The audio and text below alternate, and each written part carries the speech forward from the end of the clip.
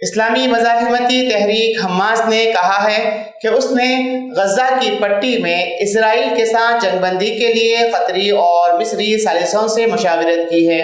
Xinhua news agency کے مطابق Hamas نے ایک بیان میں کہا ہے کہ ہم نے اپنے فلسطینی عوام کے خلاف جارحیت کو روکنے کے لیے ثالثی بھائیوں کے ساتھ کچھ خیالات کا تبادلہ کیا ہے۔ اسرائیلی وزیر اعظم بنیامین نتن یاہو نے ایک بیان میں کہا کہ اسرائیل نے ثالثوں سے حماس کا جواب موصول کر لیا ہے۔ انہوں نے تصدیق کی ہے کہ اسرائیل حماس کے جواب کا جائزہ لے گا اور اس کا جواب دے گا۔ اسرائیلی میڈیا نے رپورٹ کیا کہ حماس کا نیا جواب تاحال دیا جانے والا بہترین جواب ہے اور یہ آگے بڑھنے کی بنیادیں فراہم کرتا ہے۔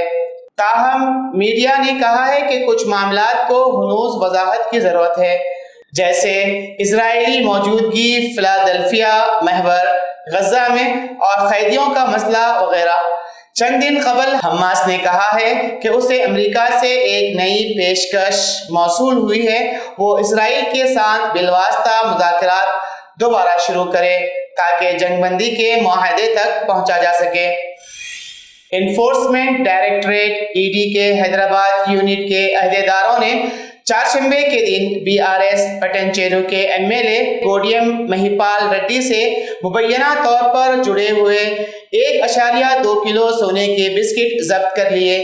یہ ضبطی مبینہ منی لانڈرنگ کیس سے متعلق ایک تحقیقات کے دوران ہوئی ہے۔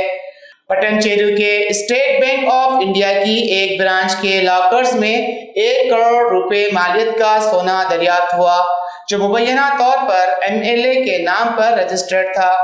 واضح رہے کہ سونے کے بسکٹوں کی خریداری کے حوالے سے کوئی رسید یا دستاویزات نہیں ملے۔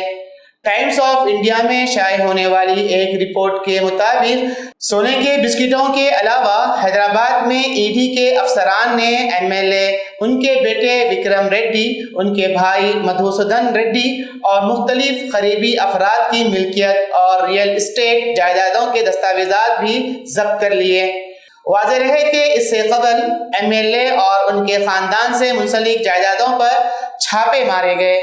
وہ نیز MLA اور ان کے بیٹے کے موبائل فونز کو فورنسک معائنے کے لیے ضبط کر لیا گیا ہے۔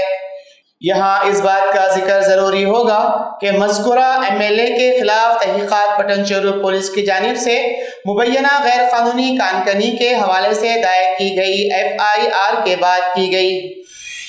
تلنگانہ حکومت نے 9 اور 10 محرم کو یعنی 16 اور 17 جولائی کو، جو کہ عاشورہ کے نام سے بھی جانا جاتا ہے، وہ نیز شیعہ مسلمانوں کے لیے غم کا دن کہلاتا ہے، تعطیلات کا اعلان کر دیا ہے۔ واضح رہے کہ تلنگانہ کے کیلنڈر کے مطابق حکومت نے 16 اور 17 جولائی کو تعطیلات کا اعلان کر دیا ہے، تاہم 16 جولائی کو تعطیل اختیاری ہوگی جبکہ 17 جولائی کو عام تعطیل دی گئی ہے۔ تلنگانہ حکومت کی جانب سے 9 محرم اور عاشورہ کی تعطیلات میں بوقت ضرورت تبدیلی بھی لائی جا سکتی ہے، جو کہ 1 محرم کی چاند کی مناسبت سے طے کیا جائے گا۔ اگر 6 جولائی کو چاند نظر آتا ہے تو 9 محرم اور عاشورہ 15 اور 16 جولائی کو منایا جائے گا۔ بصورت دیگر یہ 16 اور 17 جولائی کو منائے جائیں گے۔ یہاں اس بات کا ذکر ضروری ہوگا کہ محرم اسلامی کیلنڈر کا پہلا مہینہ ہے۔ اس مہینے میں شیعہ مسلمان غم مناتے ہیں۔ محرم یعنی 10 عاشورہ شیعہ مسلمانوں کے لیے غم کا دن ہے، کیونکہ اسی دن حضرت حسین بن علی نواسۂ رسول حضرت محمد صلی اللہ علیہ وسلم کو ان کے رشتہ داروں کے ساتھ شہید کر دیا گیا تھا۔ اس دن کی اہمیت کے پیش نظر تلنگانہ حکومت نے عام تعطیل کا اعلان کیا ہے۔